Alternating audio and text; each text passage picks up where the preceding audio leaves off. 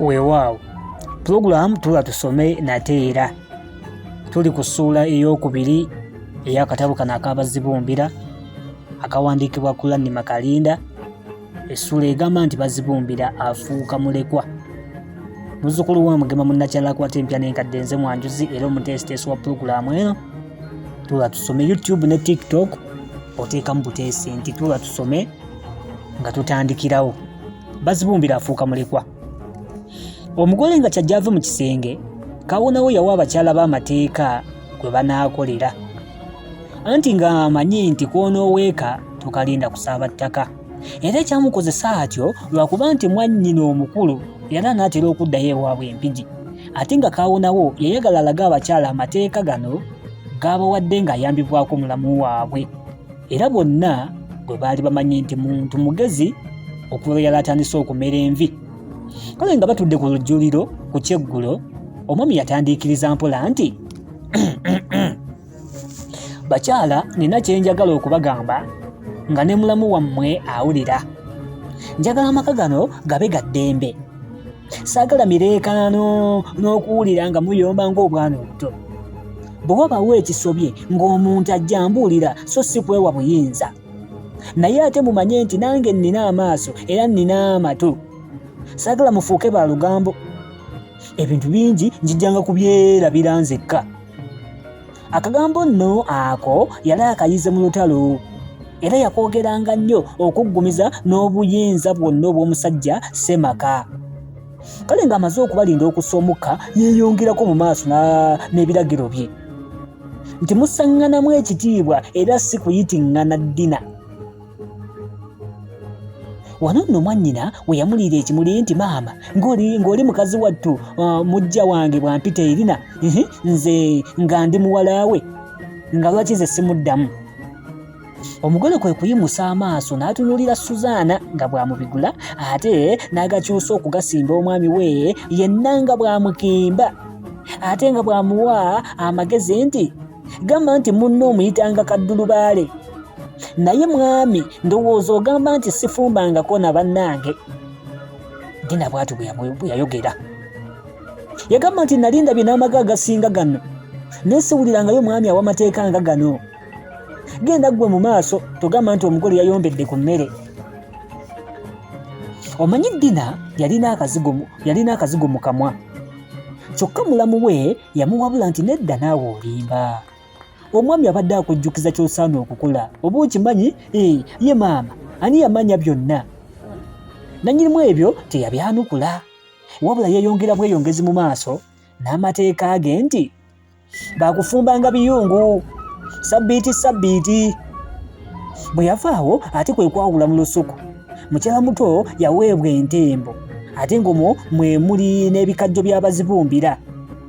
Akasuku akalekerwa Suzaana kaali kasengamu mbidde, ate nga n'obutooke bwako nkago, era ng'obusigaddemu bwaliibwadde ebiwuka, era nga buyiza n'okugwa ng'omutamiivu abadde assizza omukka. N'omusiri gwa lumonde omuto era gwaweebwa Dina. Kale mukazi wattu Suzaana yasigaza kinnanga. Ekinnanga gwe musiri gwa lumonde omukadde, ogwo n'atera n'okukanduka. Kyokka Suzaana teyanyega, era olwamala okulya ng'ayita Bazibumbira eyali agenze mu kisenge kye, era yali amanyidde ekyali ku ludda olw'amalebe gye baasulanga. Nga Dina tannajja eyo gye baasulanga. Kale olwatuuka mu kisenge kyabwe eky'ebyayi nga beesonseka mu bukunta bwabwe, nga bazikiza kattadooba kaabwe, ne mulamu waabwe ng'atandika ate kweyalira awo mu ddiiro, era olwamala ng'awa mukyala muto akataala. Omanyi muntu mwalimu obutaala bubiri bwokka, mpozzi atera ayalirewo omwami. Naye aba atuuka ati mu mulyango gw'ekisenge kye, oguwojjolo ne guva eri ne guzikiza ettaala bevvu. Amangu ago omugole ate kwe kwesooza nga bwe yeevuma ekyamulesaayo ettaala ye ey'omukono. Ekyokusaalirwa, akabiriiti kokka kaali kasigadde mu nju kaalimu akati kamu bwe kati, ate nga Suzaana yakalina kubanga ye yalina omwana ate nga yafumba. Omugole yamala eddakiika eziwerako ng'akyayimiridde awo mu mulyango, mpozzi alowoolereza ekyokukola. Ekizikiza kyali kikutte mu nju era mulamu we ne bba nabo baali basirise nga abataliiwo. Newankubadde Suzana yali tannafuluuta naye teyanyega. Ye musajja wattu Bazibumbira yali ali mu mattansejjere era ng'anyumirwa birooto. Eno ye yali entandikwa y'ekizikiza ekyakwatira ddala mu maka ga kaawonawo okumala ebbanga lyonna. Omwami yalaba omugole atongojjidde ate nga ye ayagala kussa luba wansi kwe kugamba nti bw'oyita munnaakuwa ekibiriiti ndaba yakirina ozze mu kutangala butangaazi oba si ekyo kale genda mufumbira okuma omuliro. Naye amagezi ago mukyala muto teyagasiima era yakyukira nnyinimu namugamba nti tontangaaza, sinze nakugaana okugula ettaala ezitunulwako maama. Ye omusajja nga ggwe amanyi n'okuwa amateeka obuluuti ettaala ey'omukono. Mboboosa munno ekibiriiti oyo omukazi wo gw'olaba yeepimye nnyinza nti okumutambaala. Era siyinza kugenda mu buno bufumbiro bwammwe sikwatibwa basezi mu maaso. Dina waabwe obulamu nkyabwagala ssebo oba kale tosula ku butali bwale genda era wa mukazi wo. Manya mbu mukyala mukulu nze n'ebyo ebitiibwa tebinkubye. Awo omugole yalwirawo ddala ng'akyeronda ng'obukya. Kyokka omwami yalaga empisa n'akamala kubanga ye teyanyega, yasirikira ddala bijje. Ate naawe obusungu obumanyi bulinga binyeebwa bibimba ate ne bikka. Oli mu pulogulaamu tuba tusome muzzukulu wa Mugema munnakyala akwata empya n'enkadde mbeerangawo nnyo ogikutuusaako. Tusoma obutabo buno ku YouTube ate ne ku TikTok gw'oteekamu buteesi gituula tusome. Ketuliko ka Bazibumbira kwatika ate ne ziramira mu kyokero. Lwannima Kalinda yakawandiika essula egamba nti Bazibumbira afuuka mulekwa gye tuliko. Omukazi yakanda kwerumaaluma nga tewali amwanukula. Yalwedde ate ne yennyula n'agenda mu ffumbiro. Kabula katanna asange ng'omuliro guzikidde. Mpozzi olw'okutya ebweru yaleka n'oluggi lw'emiryango taluzizzaawo. Abasigala mu nju baagabana nsiri na mpewo. Naye na musajja wattu kaawonawo teyanyega.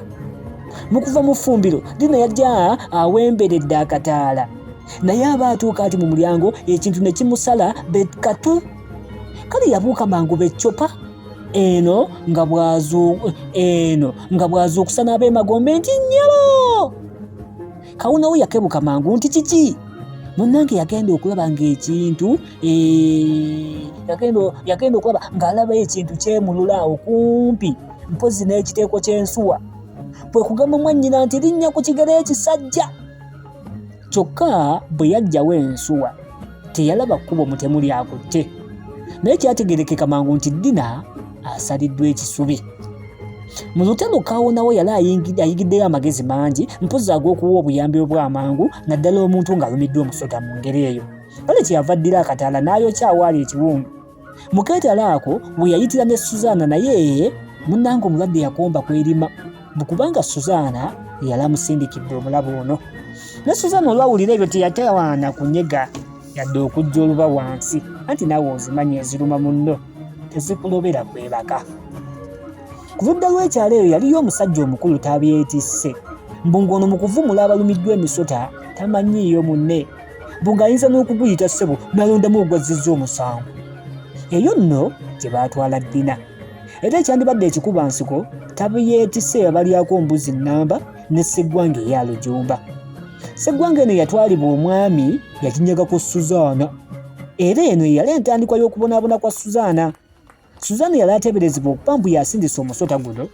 Kale baateesa okumwatulira nga tebajja kweteekera kudda okyatta omwami Nakimanya. Erina gwe baatuma okugenda okwatulira Suzana obulogo. Mukazi wattu Suzana lwabutanyiga ekiro ekyo kyonna yasuula n'enkumuliitu y'ebirowoozo era teyakomba ku mpeke yatula omukazi wattu. Yasula lowooza oba sibaagende ate nga talina mpozi gwanaalekera mwana we. Kyokka yakeera ku lubimbi ne Erina naye teyalwa ng'atuuse. Yamwebaliza muli nti maama weebale olina amaanyi. Olaba olimanga munne agenda kufa. Mukazi wattu ne bwe bagambye nti gwamuloga tewali ayinza kukugaanira. Naye nno nga Suzaana kigoolangira otyo, anti Suzaana ono nga lwakuba mutono naye nga tanywa guteeka, era naye teyaddamu kigambo kyonna wabula okuviira Erina mu luyi lwe bayita tonziriranga. Erina naye ng'atandika ate kwerwanako, ekigo kyani? Kya Suzaana. Kyani? Kya Erina. Enduulu walalalalala. Munnange kawunawo okugenda okutuuka ng'omukyawe yali kungulu. Naye bwe kuva mu lusambagiro olusajja amaze Suzaana emmere. Ekyekitalo musajja wattu yaseerera ku mugogo n'agwa ekigo kya bugazi. Omutwe munnange ne gugwa mu nkolokolo y'ekitooke ne gulaalira wakati w'endu z'ebitooke envubuka. Kale yakandanga kugusikayo nga bwereere. Mwannyina yaddamu kufunya kakokola tondeka nnyuma ekibummulokka. Abali bazze okulaba omulwadde ate baddamu kudduukirira. Naye okugenda okutuuka ku kaawonawo nga yenna afumye era nga n'ebbala lizze. Amangota nga ge galinga amangota ate ng'eno obugere bwe busambagala. Omusajja nga n'amaaso gamumyuse okukirako agendegeya. Suzaana olwo naye yali yamazeemu dda omusulo. Amagezi ge yali asaze, mpozi kwe kugenda alinnya ebbaasi mpaawo atali kaaba emutuuse ewaabwe. Naye okufaanana nga bbaasi zonna mu nnaku ezo nga mpaawo atali kaaba yakutambulira butambulizi mpozi emitala nga 8. Ate n'olwekyo Suzaana yakutuulira eyo mu buwunjuwunju mpozi n'alyoka ggukira ku kkubo. Yagenda ng'ayita mu nnimiro z'abantu ate ng'olulala yeesanga ng'ali mu nsiko. Era yali asigazzaayo mayiro nga ziizo ne baleeta ekire ky'enkuba sinziggu kyokka singa tekwali kuba na mwana teyandyegamye.